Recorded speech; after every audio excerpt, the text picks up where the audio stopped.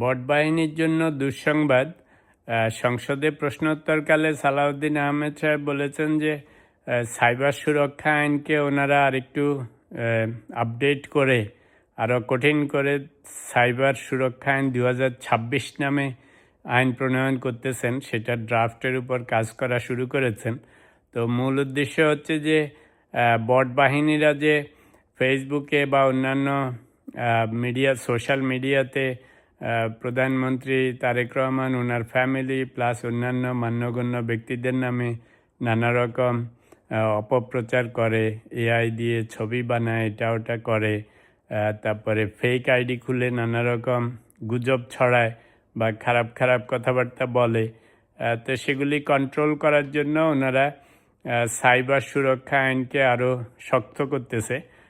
সাথে পুলিশ বাহিনী ছাড়াও অন্যান্য বাহিনীর কাছে দায়িত্ব প্রদান করতেছে, যাতে কে করে, কারা করে, কোত্থেকে করে সেগুলি আইডেন্টিফাই করা যায়।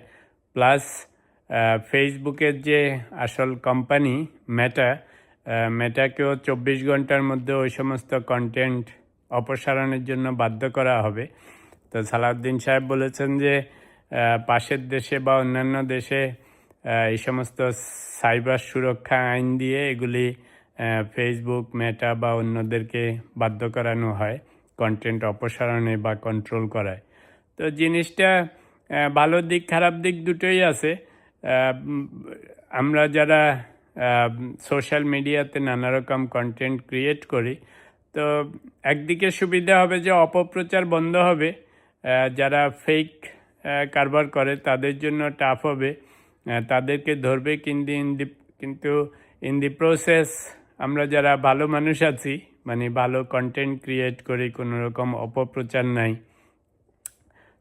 তারাও স্ক্রুটিনিতে আসবে।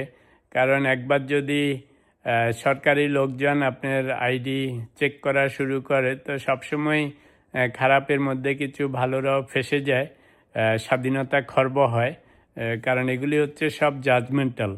আপনি কিছু কথা বললে সেটা এক একজনের ইন্টারপ্রিটেশন এক এক রকম।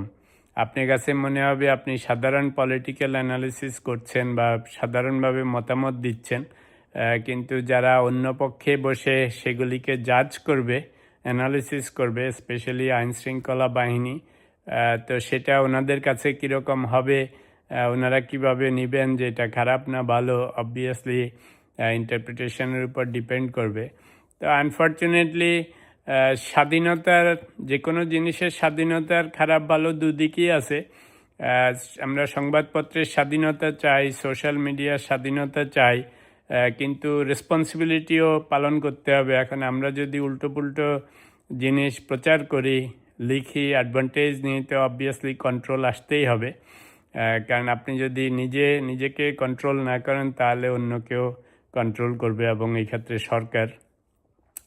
তা আমাদের সোশ্যাল মিডিয়াতে অনেক কন্টেন্ট ক্রিয়েটররা, স্পেশালি যাদেরকে বট বাহিনী বলে, এই বটওয়ালারা তো নানা রকম উল্টাপুল্টা জিনিস করে নিজেদেরও স্বাধীনতা খর্ব করতেছে, আবার ভালো কন্টেন্ট ক্রিয়েটরদেরও স্বাধীনতা খর্ব করতেছে।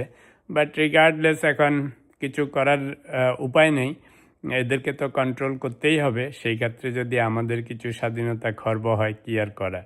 তো সবাইকে এখন সাবধান হতে হবে, যেহেতু সরকার সাইবার সিকিউরিটি আইনকে আরও শক্তিশালী করতেছে, আরও স্ক্রুটিনি করবে, কন্টেন্ট স্ক্রুটিনি করবে, আরও আইনশৃঙ্খলা বাহিনীকে নিয়োগ করবে। তো অন্যান্য হু নোজ আরও অনেক টিমও নিয়োগ করবে। তো সব কিছুই স্ক্রুটিনিতে আসবে। তো ভালোও হবে, খারাপও হবে। যারা ভালো কন্টেন্ট ক্রিয়েট করেন তাদের চিন্তার কিছু নেই, যদি না দুর্ভাগ্য হয় কোনো কিছুতে পড়ে যান। কিন্তু যারা খারাপ করে তাদেরকে ডেফিনেটলি কন্ট্রোল করা দরকার।